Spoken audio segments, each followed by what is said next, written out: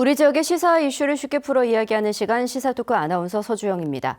최근 학교 폭력 피해자의 이야기를 담은 한 드라마의 인기와 더불어 학교 폭력에 대한 뉴스가 뜨겁습니다.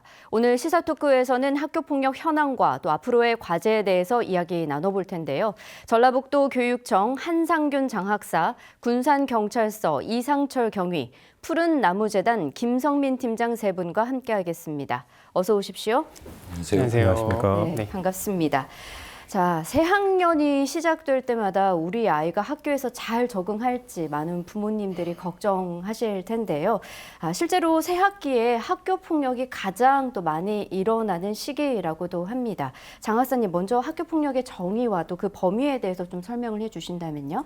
네, 학교폭력 예방 및 대책에 관한 법률, 약칭 학교폭력 예방법에서 정의하는 학교폭력이란 학교 내외에서 학생을 대상으로 발생하는 상해, 폭행, 감금, 따돌림, 강제적인 심부름 등 학생이 신체적, 정신적, 그리고 재산상의 피해를 받았다고 한다면 학교폭력에 해당됩니다. 학교폭력이라고 하면 흔히들 성폭력이나 신체폭력 이런 부분들만 폭력이라고 생각하기 쉬우신데요. 이해를 돕기 위해서 설명을 드리자면 학생 3명이 친하게 지내고 있었는데 2명의 친구가 밥을 따로 먹으러 갔다. 그래서 만약에 한 명이 따돌림을 당했다라고 자신의 정신적인 피해를 호소한다면 학교폭력이 될 수 있습니다. 혹시 아침에 등교 준비를 늦게 하는 자녀가 있을 때 크게 소리 지르신 경우에도 마찬가지로 학교폭력이 될 수 있습니다. 왜냐하면 가해자가 친구냐, 부모님이냐, 다른 사람이냐가 중요한 것이 아니라 피해자가 학생인 경우는 모두 학교폭력이기 때문입니다. 그러면 그 범위가 상당히 좀 넓은데요. 네. 일단 내 아이가 학폭의 피해자, 가해자라고 하면 부모님의 입장에서는 정말 뭘 어디서부터 어떻게 해야 할지 많이 또 혼란스러운 상태일 것 같은데 그야말로 좀 패닉 상태가 찾아오지 않을까 싶어요. 현장에서 좀 상담을 해보면 어떻습니까? 네, 물론 전화 많이 들어오고 있고요. 보통 이제 피해 학생이든 가해 학생이든 처음 학교 폭력을 경험하는 것도 있지만 그 처음 경험하는 그 자녀의 보호자도 학교 폭력일 자녀를 둔 것도 처음 경험하는 경우들이 있기 때문에 일단 그런 부분에 대해서 일단 우리 아이는 그럴 애가 아닌데라는 거에 대한 전제 조건 하에 전화를 주시는 경우들이 너무 많고요. 그리고 학교 폭력을 경험하셨을 때 이 사안 처리의 전중 후 어떤 시점과 어떤 상황에서 닥쳐왔을 때 내가 어떠한 형태로 보호자로서의 역할을 해야 되는지 또는 내가 아이를 어떻게 대해야 되고 어떠한 대화법을 통해서 아이에 대한 사안들을 확인해야 되는지에 대한 부분에 대한 거를 좀 많이 물어보시는 상황입니다. 그러니까요. 설마 이제 우리 아이에게 이런 날이 일어나겠어? 라고 생각하실 부분들이 많을 거라 생각이 드는데 참 누구에게나 일어날 수 있는 학교 폭력입니다. 학교 폭력 예방과 대응을 강화하기 위해서 학교 전담 경찰관 운영을 활성화하고 있는데요. 이 초중고등학교에서 발생하는 그 학교 폭력을 전담하는 경찰관이다. 뭐 이렇게 이해하면 될까요? 예, 맞습니다. 전라북도 지방경찰청에는 56명의 학교 전담 경찰관이 있습니다. 저는 군산경찰서에 소속돼 있는데요. 저희 경찰관 한 명당 14개교를 담당하고 있습니다. 그리고 군산 지역은 17개교를 1인당 담당하고 있습니다. 그리고 올해가 학교 전담 경찰관 도입 10주년이 되는 해입니다. 그래서 이 전에는 학교 전담 경찰관을 알리고 학교 폭력 예방에 주력했다면 앞으로는 선택과 집중을 통해서 위기 청소년을 선도 보호 활동하고 소년범의 재범 예방과 또 청소년이 안전한 사회를 만들기 위해 저희가 노력할 것이라고 말씀드리고 싶습니다. 네, 학교폭력 예방법이 제정된 게 지난 2004년입니다. 이후 지속적인 논의와 또 예방을 위한 활동을 이어왔음에도 불구하고 아직까지도 학교 곳곳에서 이 학교폭력이 발생하고 있는 게 사실인데요. 이 전라북도 교육청의 2022년 학교폭력 실태 조사 결과를 한번 함께 살펴보시죠. 네, 피해 응답 학생 수를 좀 보니까요. 초등학교는 이제 소폭 상승을 했고요. 중학교는 좀 꽤 많이 상승을 했고, 고등학교는 오히려 좀 감소를 했네요. 그리고 총 합계를 봐도 저 숫자면 그래도 좀 소폭 증가한 걸로 저희가 좀 봐야 될 것 같은데 아무래도 이제 뭐 코로나19 사태로 접촉이 줄면서 이 또래 간의 갈등 해결 능력이 크게 떨어져서 좀 그러지 않나 이런 또 분석도 좀 내다볼 수 있고요. 또 피해 응답률 지금 보고 계시는데 전체적으로 이제 다 증가를 했습니다. 초중고. 저희가 이제 학교폭력 실태에 대한 그 조사 결과를 좀 살펴봤는데 어떤 유형의 학교폭력이 가장 많이 증가했나요, 장 학사님? 가장 많이 발생하는 건 언어폭력, 집단 따돌림, 신체폭행, 그리고 사이버폭력 순입니다.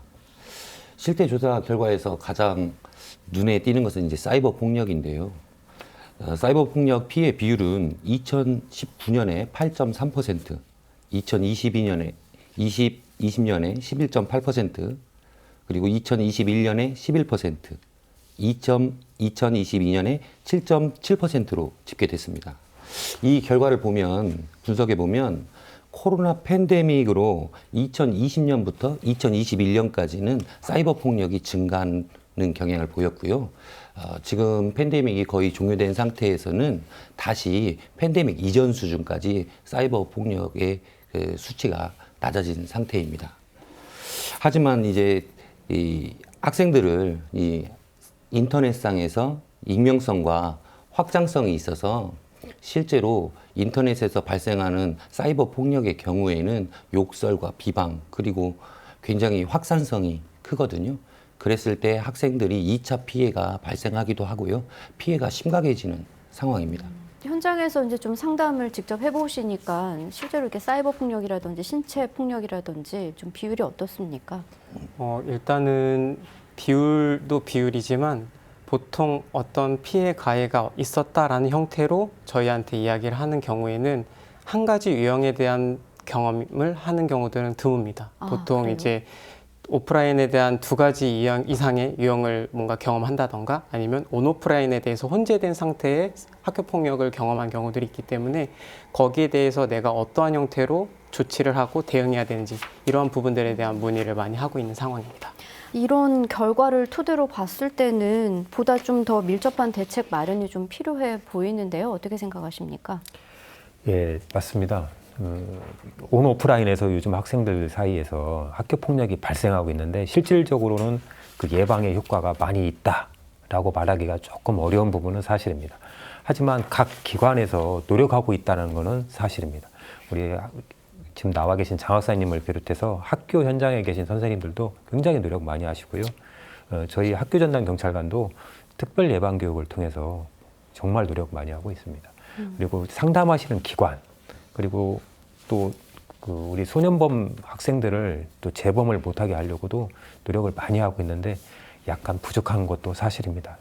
저희가 많이 더 노력하도록 최선을 다하겠습니다. 네, 정말 실제로 부모나 선생님 또 친한 친구에게 그 폭력 사실, 학폭 피해 사실을 털어놓는 친구들도 있지만 또 그렇지 않은 친구들도 또 꽤 된다고 하거든요. 사실 이제 나 자신을 이제 좀 모르는 제 3자에게 좀 피해를 당한 사실을 좀 알리고자 할 때는 이 푸른나무 재단에서 또 도움을 많이 주고 있다고요. 네, 맞습니다.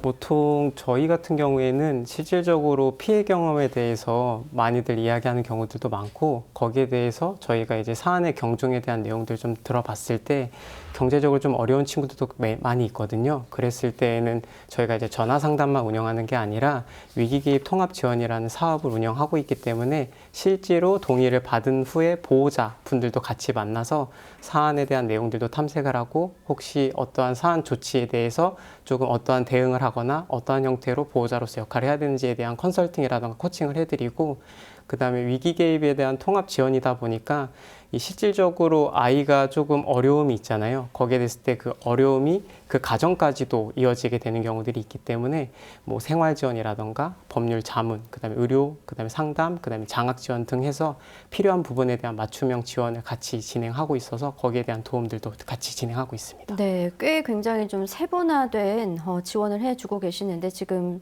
CG를 봤을 때도 저희가 한번 느낄 수가 있었지만 도움을 청해도 잘 해결될지 않을 것 같아서라는 이 의구심이 많은 또 피해 학생들의 사실을 좀 숨기게 하는 건 아닐까 싶은데요. 어떻게 생각하십니까? 네, 제가 좀 더 보완해서 말씀을 드리자면 아까 CG로 나와 있던 내용은 저희 푸른나무 재단에서 진행한 2021년 학교폭력 사이버폭력 실태조사 결과인데요.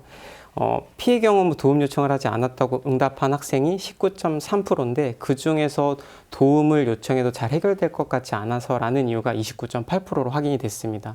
저희가 이제 양적 조사뿐만 아니라 네. 질적 조사도 진행을 하는데 피해 학생 대상으로 질적 인터뷰를 진행했을 때 혹시라도 해결될 것 같지 않다는 이유에 대해서 좀 확인을 했을 경우가 아이들은 학교폭력의 형태에 대한 수준이라던가 강도 등이 어른들이 조금 거기에 대해서 느끼는 정도의 차이가 있기 때문에 가볍게 느낀다거나 거기에 대해서 학교폭력을 인식하지 못하고 이해하지 못하기 때문에 내가 아무리 이야기해도 해결될 것 같지 않는다라는 형태에 대한 답변을 많이 하고 있고 거기에 대해서 내가 이렇게 힘든데 아무도 나한테 도움을 주지 않는다라는 거에 대해서 좀 아픔을 호소하게 되는 경우들이 종종 있습니다. 네, 어쩌면 지금 이 순간에도 그 누구에게도 털어놓지 못하고 있는 친구들이 있을 것 같아서 참 걱정인데요.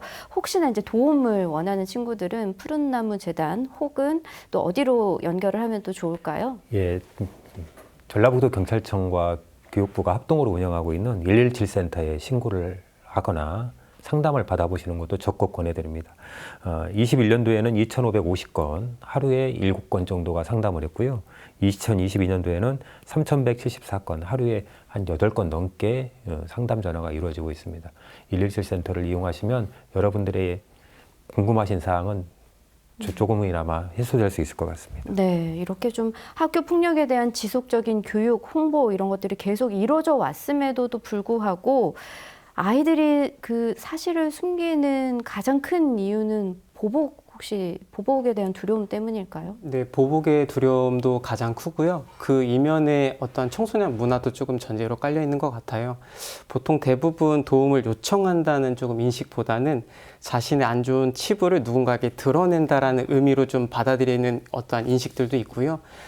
보통 도움을 청한다라는 개념이라기보다는 누군가한테 일러 바친다 또는 이거를 알린다. 이거에 대해서 꼰지른다 라는 표현의 형태로 뭔가 이 친구가 자신의 문제를 스스로 해결할 수 없고 누군가한테 의지하고 거기에 대해서 도움을 구한다라는 거에 대해서 되게 안 좋게 보는 그런 시선에 대해서 청소년 문화가 일부 존재하는 부분들도 있거든요.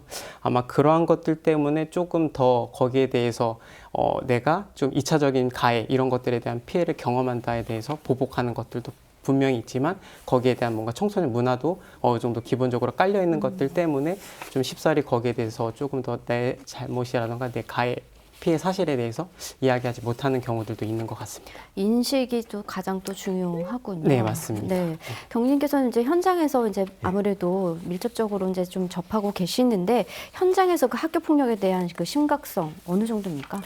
제가 이 방송에 나오기 위해서 5년간의 실태를 조사해 봤습니다. 저 통계 자료를 한번 보여주시면 제가 설명을 해드리겠습니다.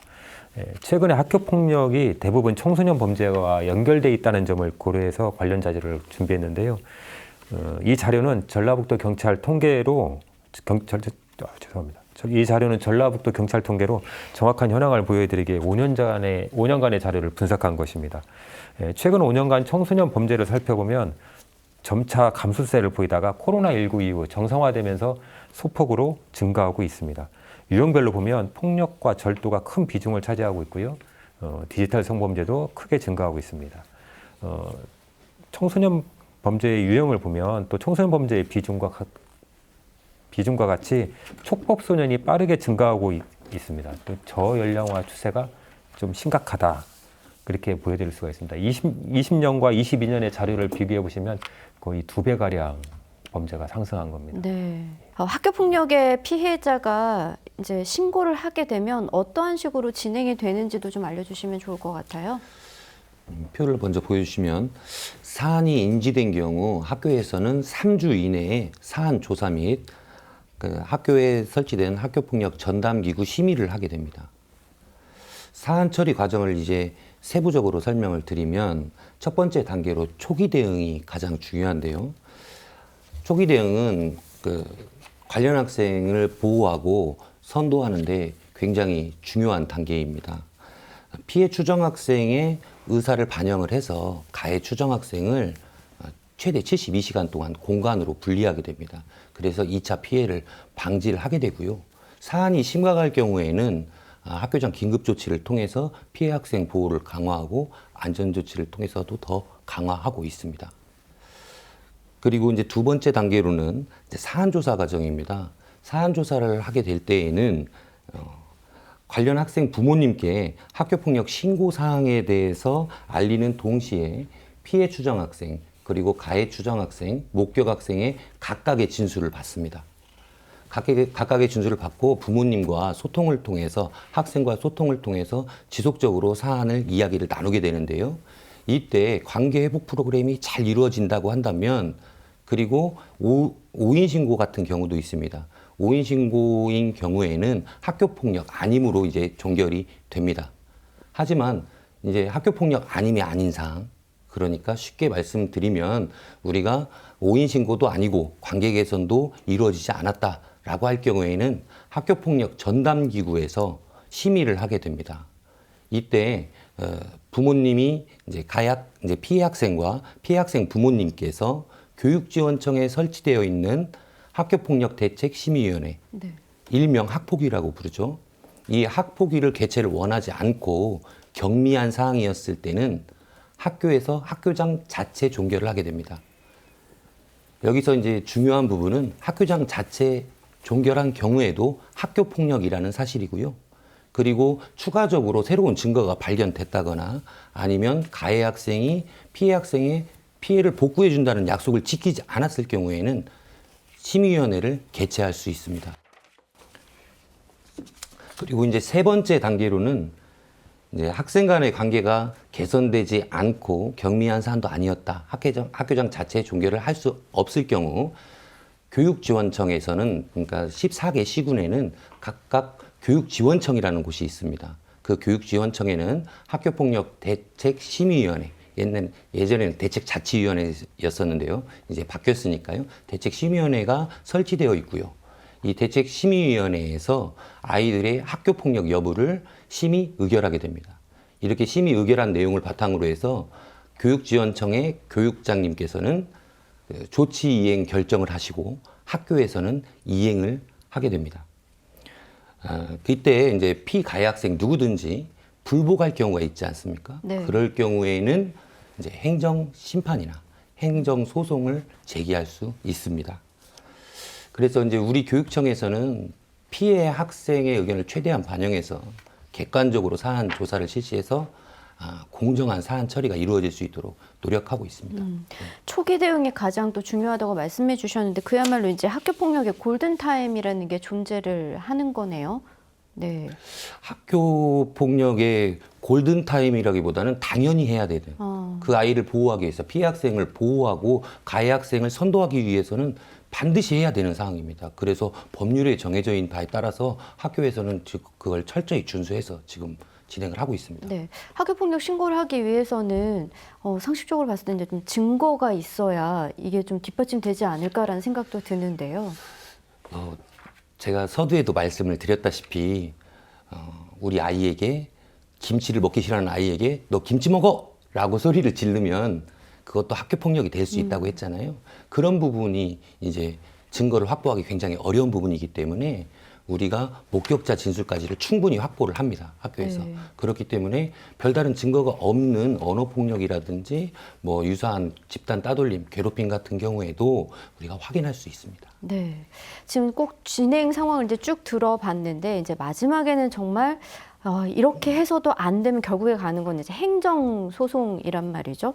근데 뭐 얼마 전에도 논란이 좀 있었습니다만 가해자 측이 행정 소송으로 시간을 또 지연하는 일이 또 빈번하다고 하는데요. 어떻습니까? 일단 물론 그거에 대해서 너무 속상하고 억울하다라고 저희 쪽으로 전화 주셔서 그 상담을 진행한 수가 적지는 않습니다. 근데 보통 지금 말씀하셨던 그런 가해 학생 보호자가 뭔가 명예나 권력이 있는 형태에 대한 사람들만이 뭔가 그 불복 절차를 지연되는 사례만 있는 것은 아니고요. 평상적으로 이제 가해 학생 보호자가 불복 절차 행정 심판이라든가 소송을 제기해서 사건을 지연하는 경우들도 굉장히 많은데 그 외적으로도 제일 많이 상담권으로 들어오는 그 지원 절차 내용들을 확인해 봤을 때는 뭔가 학교폭력 가해 학생으로 지목되었을 경우에 이때 가해 추정 학생으로서 학교 측에서 그 사실을 고하고 보호자분은 우리 아이가 이제 가해 학생이 된다 보다라고 지목이 돼서 확인했었을 때 거기에 대한 실제적인 사실에 대한 확인은 하지만 그럼 도리어 너도 그 가해 피해 학생이라고 이야기하는 친구한테 피해받은 바가 있느냐라고 확인을 하는 경우들도 있고요. 그랬을 때 그러면 너도 거기에 대해서 신고를 한다. 너도 피해자잖아. 라는 형태로 신고를 제기해서 문제가 되는 경우들도 있고 아니면 정말 사실이 아닌데도 우리 아이가 어떻게 보면 거기에 대해서 억울할 수 있는 부분이기 때문에 사건을 정말 지원하기 위해서 거짓으로 신고를 해서 거기에 대한 그 학교폭력 전담기구 아까 말씀하셨던 것처럼 학교폭력 전담기구 사안 조사에 대한 그 진행 시간을 지연하려고 하는 움직임에 대한 그러한 사례들도 종종 확인할 수 있었습니다.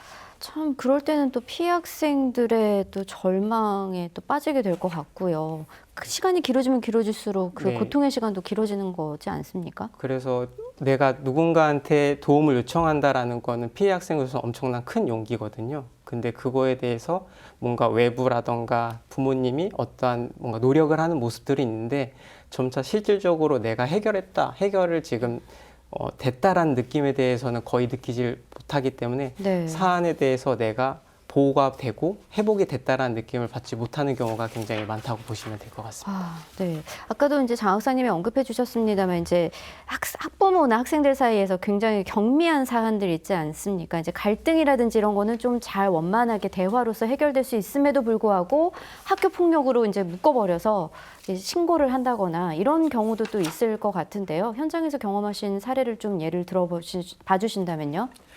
예, 이제 우리 자녀분들이 학교 폭력을 당했다, 학교 폭력의 피해자가 됐다라고 판단이 드시면 먼저 사실관계를 꼼꼼하게 살펴보셔야 됩니다. 그런데 사실관계를 살펴보면서 이 피해자인 우리 자녀들을 혼내지 않았으면 좋겠습니다. 가해 학생한테 당한 것도 억울한데 부모님께서 너 왜 그랬니라고 하면서 혼내면 우리 피해 학생들은 정말 마음의 상처가 깊어집니다. 그리고 피해 학생인 경우에는 우리 학생들도 부모님이나 선생님이나 경찰관한테 적극적으로 도움을 요청하시는 게 가장 좋습니다. 그리고 증거 자료를 확보하셔야 되는데요. 우리 장 학사님께서도 말씀하셨지만 증거 자료가 없는 경우도 있지만 핸드폰 문자나 SNS 또 게시판 등에도 본인들이 했던 사항들을 문자로 남기는 경우도 있습니다. 이런 것도 꼼꼼히 살펴보셔서 잘 증거를 취합하시는 것도 좋습니다. 그러니까 이제 좀 부모님들도 자녀의 그 SNS에 좀 주목을 해볼 필요가 있겠네요. 예, 맞습니다. 네, 장 학사님. 지금 우리 지역에서 학교폭력대책심의위원회 조치 건수를 보면 이제 늘어나기도 하고 감소하기도 하고 있습니다. 그런데 이제 우려스러운 부분은 초등학교 학교폭력이 지금 2020년 대비 거의 300% 가까이 지금 증가했습니다. 그래서 우리는 초등학교 학교폭력이 왜 증가할까를 생각을 해보았는데요. 그 이유를 사실은 관계 결핍에서 오는 관계 결핍에서부터 파생되는 게 아닌가 하는 생각을 갖고 있습니다. 그래서 올해 정책연구소에서 학교폭력 예방과 관련해서 여러 가지 조사를 하게 될 텐데요. 그 결과를 바탕으로 해서 실제로 어떻게 하면 학교폭력을 줄일 수 있을 것인지에 대해서 방법을 모색할 계획이고요. 저희가 이제 가장 우려하는 부분은 사실 지난 3년간 학교에서 이제 대면으로 하는 교육과정 설명회라든지 그리고 대면 상담이라든지 가정방문이라든지 이런 것들이 사라졌고요. 그리고 학부모님들이 학교에 와서 참여하는 행사 이런 부분들이 사라졌다는 거죠. 이게 그냥 단순히 행사가 사라진 것이 아니라 학교의 철학을 공유하고 그리고 나아갈 방향을 함께 이야기 나누는 그런 기회가 이제 사라졌다는 거죠. 이런 기회가 사라짐으로 인해서 부모님들께서는 굉장히 일방적, 단방향적인 그런 생각을 하시고 이제 학교폭력이나 갈등이 발생을 했을 때 이 사안을 이제 우리 아이가 회복되기 위해서는 상대방이 처벌을 받아야 된다고만 생각하실 수 있는 사회적 환경이 만들어져 있었던 것 같습니다. 그래서 이런 것들을 사실 우리가 극복하기 위해서 지난 2월에 전주, 군산, 익산 이제 4회 정도 학부모 대상 학생 생활 교육이라든지 그리고 학교폭력 예방 교육을 주제로 교육을 실시했었습니다. 이렇게 이제 그런 학부모 교육과 더불어서 그리고 실제로 학교 학생들의 관계도 굉장히 중요하잖아요.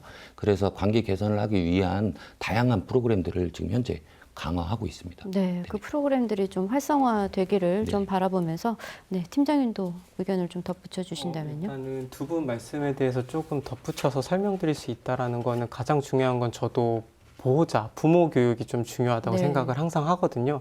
아이들은 뭐 학기별 1회씩 뭐 학교폭력 예방 교육을 이제 받을 수 있게끔에 대한 거에 대해서 어느 정도 조금 이렇게 마련이 되어 있긴 한데 보호자나 부모 교육이 아이가 어떠한 문화, 청소년 문화를 지금 경험하고 있고 어떠한 학교 폭력에 대해서 유형들이 지금 파생되고 있는지 그리고 아이들의 어떠한 문화를 놀이 문화를 통해서 어떠한 폭력까지 이어지는지에 대해서 언론으로 조금 강하게 나온 것 외에는 이제 되게 세세한 내용들까지는 다 파악이 어렵고요. 대부분 그리고 가정에서 아이에 대한 이미지라던가 또래 관계에 대한 이미지가 다를 수가 있어요. 내가 이러한 부분에 대해서는 우리 아이는 이러한 이미지였는데 친구들 간의 관계는 또 다른 모습들을 보일 수가 있는데 이런 것들을 놓쳤을 때 아이가 행동하는 패턴이라던가 거기에 대해서 폭력을 가하거나 당했을 때에 대한 징후 같은 것들을 잘 관찰하고 파악하셔야 되는데 이게 어떻게 보면은 감시 같다라는 표현을 하시는 보호자분들 간혹 계시거든요. 이거는 감시가 아니라 관심이라고 저는 항상 말씀을 드리고 싶어요. 그래서 그러한 부분들에 대해서 아까 SNS도 좀 확인하는 부분들에 대해서 좀 이야기를 해주셨는데 그러한 하나하나를 뭔가 감시가 아니라 관심과 사랑이라고 좀 생각을 해주시고 좀 많이 관심 깊게 거기에 대해서 자녀들을 관찰해 주셨으면 좋겠습니다. 그러니까 부모와 자식 간의 그 관계에 있어서도 굉장한 또 밀접한 그런 교류들이 좀 더 있어야 되지 않을까. 지금 사회가 빠르게 변해가면서 예전과는 또 다르게 각자 또 생활하는 상황이다 보니 부모님께서도 이제 적극적인 관심을 가지고 좀 지켜보는 게 가장 좀 중요할 것 같다라는 생각을 해봅니다. 가해자 이제 학생 처벌 강화에 있어서 좀 이야기를 나눠보자면요, 좀 강하게 대책 마련이 요구되고 있는데 사실 그보다는 또 근본적인 대안이 좀 더 필요하지 않을까 싶은데요. 어떻습니까? 일단 우리 교육청은 가해 학생이 자신의 행동에 대해서 책임지게 하는 교육은 반드시 필요하다라는 입장입니다. 가해 학생의 진심 어린 반성과 사과가 있고 가해 학생이 자신의 행동에 대해서 책임을 질 때 피해 학생이 일부분이라도 치유될 수 있기 때문입니다. 학교 폭력에 대한 그럼에도 불구하고 학교 폭력에 대한 엄정한 대응도 중요하지만 무엇보다도 우리가 우선해야 될 것은 학교 폭력 예방이라고 생각을 하고 있습니다.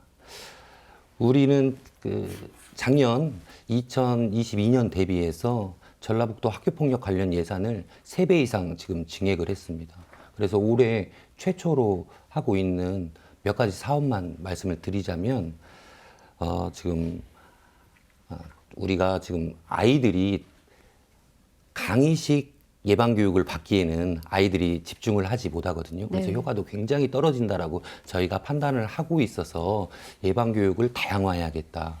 그래서 우리는 도내에 있는 10개의 연극단체하고 협력을 해서 학생 눈높이에 맞춘 학교폭력 예방 연극과 역할극을 지원을 하는데요. 굉장히 대규모로 합니다. 전국 최초 단위예요. 12억 원의 예산을 투입해서 300개 교를 지금 지원할 예정입니다. 그리고 지금 유형별로 학교 폭력이 다양하게 발생하고 있잖아요. 그런데 이제 유형별 자료를 선생님들이 직접 찾기가 굉장히 어려운 부분도 많이 있어서 학교 폭력 예방 플랫폼을 구축해서 예방 교육 강사도 지원하고 예방 교육 자료도 안내할 예정입니다. 그리고 또 이제 학교에 보면 학교 폭력은 많이 일어나는 학교들이 사실 안타깝지만 존재하거든요. 그런 학교들을 학교 폭력 집중 지원 학교로 이제 선정을 해서 분기별로 컨설팅을 통해서 예방 교육도 지원하고 그리고 학교 특색 활동도 지원하고 그리고 예산도 특별 예산까지도 지원해서라도 실질적으로 그 학교에서 학교 폭력이 감소하는 것을 하기 위해서 지금 노력할 예정입니다. 네, 예방이 중요하다라는 점을 좀 강조를 해주셨고요. 팀장님. 일단은 저도 처벌 강화라는 부분에 대해서는 일부 조금 동의하는 부분은 있기는 합니다. 근데 어떻게 보면 이게 교육적 측면에서 경각심을 가지는 데에는 도움이 된다라고 말씀을 드릴 수는 있을 것 같은데, 그 부분에서 저희가 한 꼭지로 조금 말씀드릴 수 있는 거는, 가해 학생 특별교육 프로그램에 대해서는 조금 대상별이라던가 사안별로 조금 세분화돼서 아이들이 좀 실효성 있게 교육을 받을 수 있도록 하고, 진정성 있게 내가 사과를 하고 거기에 대해서 반성할 수 있도록 할 수 있는 뭔가 교육, 아까 교육도 강조하셨겠지만 그런 교육들이 조금 이루어지면 아이들도 충분히 거기에 대해서 관계회복 프로그램까지 좀 연결되어서 진행이 될 수 있을 것 같고요. 아마 저는 처벌보다는 조금 이제 피해 학생 지원과 회복에 대한 거를 조금 이야기를 하고 싶은 부분이 있었기 때문에, 아까도 이야기해드렸지만 피해 학생, 학교폭력 피해는 피해 학생뿐만 아니라 그 가정이 무너져 내리는 형태가 있기 때문에, 보호자뿐만 아니라 형제 자매가 있다면 형제 자매까지도 고통이 이어지는 경우들이 많습니다. 네. 그렇기 때문에 뭔가 복합적이고 종합적인 뭔가 지원과 회복이 필요하기 때문에, 거기에 대한 뭔가 피해 전담 센터라든가 기관들이 좀 많이 확충이 됐으면 좋겠는데, 실질적으로 조금 상담에 대한 지원을 하는 피해자 기관들은 많이 늘어나고 있는 걸로 알고 있지만, 뭔가 이제 기숙형이라든가 통합형이라던가 거기에 대해서 이제 뭐 전국으로 진행할 수 있는 기관이 몇 개 안 되고 있는 걸로 알고 있기 때문에, 뭔가 거기에 대해서 피해자 전담할 수 있는 그런 기관이라던가 센터, 이런 것들이 좀 많이 확충되었으면 좋겠습니다. 제가 볼 때도 우리 앞에서 우리 두 분께서 다 좋은 말씀을 하신 것 같습니다. 근데 저도 일정 부분 가해자를 강하게 처벌하자라는 부분은 일정 부분은 동감합니다. 근데 또 중요한 거는 피해자의 일상 회복입니다. 피해자가 가해자와의 물리적인 거리도 굉장히 중요하거든요. 우리 학교폭력심의대책위원회에서 강제전학 처분이나 또 성과 관련돼 있을 때는 즉시 분리가 좀 필요합니다. 근데 강제전학 처분을 내렸는데 같은 지역의 인근 바로 옆에 학교로 간다던가, 이런 부분은 조금 제도적으로 좀 보완책이 좀 필요하지 않나, 이런 생각입니다. 물리적인 거리가 좀 중요하다고 봅니다. 그리고 성과 관련됐을 때는 피해자와 가해자가 즉시 분리가 되어야 되거든요. 근데 우리 학교장 긴급조치를 할 때는 3일을 법적인 조치로 알고 있습니다. 근데 그보다 더 많은 기간이 필요하거든요. 왜냐하면 피해자의 일상 회복과 피해자가 학교 생활 또 사회생활을 원활하게 할 수 있는 우리 제도적 미비가 있으면 그 부분도 반드시 우리가 손을 봐야 된다고 봅니다. 네. 추가적으로 한 말씀 더 드리자면, 지금 관계가 굉장히 중요한 사항이고, 이제 그렇기 때문에 한 가지 홍보를 좀 하려고 합니다. 그래서 전라북도 교육청에서는 2019년도부터 학교폭력 조정지원단이라고 해서 아이들이 갈등이 발생했을 경우에 학교에서 잘 해결되지 않는 갈등이 있을 수 있거든요. 그렇죠. 그럴 경우에는 외부 전문가들이 학교에 가서 이제 아이들을 상담하고 부모님까지도 같이 이야기를 나누면서 관계를 개선할 수 있는 프로그램을 도교육청에서 직접 운영을 하고 있습니다. 그렇기 때문에 이 힘들거나 여기서 갈등 해결이 안 된다고 하셨을 때 그 부분을 해결하고 하시자는 이제 용기가 있으시다고 한다면, 우리 교육청에다 연락을 하시면 교육청에서 조정을 통해서 관계 개선을 일부분이라도 할 수 있도록 할 예정입니다. 그래서 지금 현재 보면 100건 정도 조정을 했을 때 86건 정도, 그러니까 86% 정도의 지금 합의 종결을 하고 있거든요. 네. 그렇기 때문에 많이 이렇게 찾아주셔서 좀 마음의 치유를 좀 얻으셨으면 좋겠습니다. 네. 지금 뭐 팀장님께서도 이제 피해자뿐만 아니라 이제 피해 가정도 이제 잘 돌봐야 된다라는 언급을 해 주셨는데, 혹시 이제 내 아이가 학교 폭력의 피해자다 혹은 가해자다라고 했을 때 아이에게 이제 어떻게 먼저 접근을 해야 되는지, 그 좀 매뉴얼이라고 해야 될까요? 어떻게 좀 조치를 취하면 좋은지 정리를 해서 말씀을 해 주신다면요. 우선 아까도 항상 이렇게 전제로 말씀하시는 보호자분들이 많이 계신다고 했는데, 그 우리 아이는 그럴 아이가 아니에요, 아닐 거야라는 거에 대한 전제로 전화 상담을 하는 경우들이 많거든요. 그랬을 때 자녀에 대해서 다 알고 있는 것처럼 이렇게 상담을 하시는 경우들이 굉장히 많습니다. 근데 거기에 대해서 가정에서의 모습이랑 또래 관계 모습이 다를 수 있을 거라는 거에 대해서 항상 저희가 받아들일 수 있게끔 말씀을 드리고 있고요. 그리고 내가 알고 있는 아이의 모습을 전제로서 대화를 시도하게 됐을 때에는 피해가를 경험했었을 때 그 당사자 자녀가 생각보다 다른 내가 보지 못한 행동들을 하게 되는 경우들이 있어요. 신체 증상이 나타난다거나 거기에 대한 성격에 대해서 되게 까칠하고 예민해져서 거기에 대해서 뭔가 보호자한테 욕을 하거나 이러한 형태로 뭔가 달라지는 부분들이 있는데, 이때 조금 혼란스럽거나 조금 이렇게 난감을 표시하는 경우들이 많거든요. 이랬을 때 뭔가 받아들이는 마음가짐이 제일 먼저 중요하다고 저희가 항상 네. 말씀드리고요. 어떻게 행동하더라도 일단 받아들일 준비는 가지고 계셔야 된다고 말씀을 드리고 있고요. 이 사안에 대해서 이야기하는 것보다는 충분히 조금 가정에서만큼 안정될 수 있도록 그런 분위기를 조성하는 거에 대해서 항상 강조를 해드리고, 결국에는 사안에 대해서 탐색하거나 확인해야 되는 부분들은 필요하지만 이게 치조하듯이 대화가 이어가면 안 되거든요. 뭔가 보호자로서 내가 해결해야 된다는 입장이 많이 있기 때문에 거기에 대해서 사안을 탐색하셨을 때 그래서 어떻게 됐어? 그래서 어떻게 됐는데? 그래서 너는 어떻게 했어? 약간 이런 식으로 뭔가 자꾸 추궁하거나 취조하듯이. 억압하고 치조하듯이 하는 형태의 대화를 하게 되는 경우들이 많거든요. 왜냐하면 내가 빨리 이 아이에 대한 부분에 대해서 내가 해결해주고 싶다라는 생각이 강하기 때문에 어떻게 보면 아이를 보호하기 위한 목적으로 대화를 시도하는 거지만 이게 충분히 아이한테 도움이 되지 않는 부분에 대해서 역효과가 나타나고 입을 닫고 침묵을 유지하게 되는 경우가 생기기 때문에 이러한 부분에 대해서 신중하게 생각하시고 아이의 상황이라든가 내용들을 잘 관찰하신 이후에 좀 안정이 취해졌다면 그 부분에 대해서 은연중이라든가 간접적으로 돌려서 사안에 대해서 내용들을 파악하고 조금이라도 파악이 됐다면 학교나 교육청 측에 좀 문의를 하셔서 이러한 부분들에 대해서 아이가 조금 어려움을 겪고 있는 것 같으니까 혹시라도 학교에선 어떻게, 학교 현장에서 어떻게 지금 아이가 확인이 되고 있는지에 대해서 조금 자문이라던가 문의를 해서 거기에 대한 소스를 얻어내신 다음에 추가적인 대화를 좀 길게 이어나가는 형태로 좀 기다림의 형태로 대화를 유지해 보시는 게 좋을 것 같다라고 항상 말씀을 드리고 있습니다. 네, 이제 뭐 피해 당사자도 물론 힘들겠지만 참 부모님도 굉장한 또 인내심을 가지고 아이에게 대해야 되겠다라는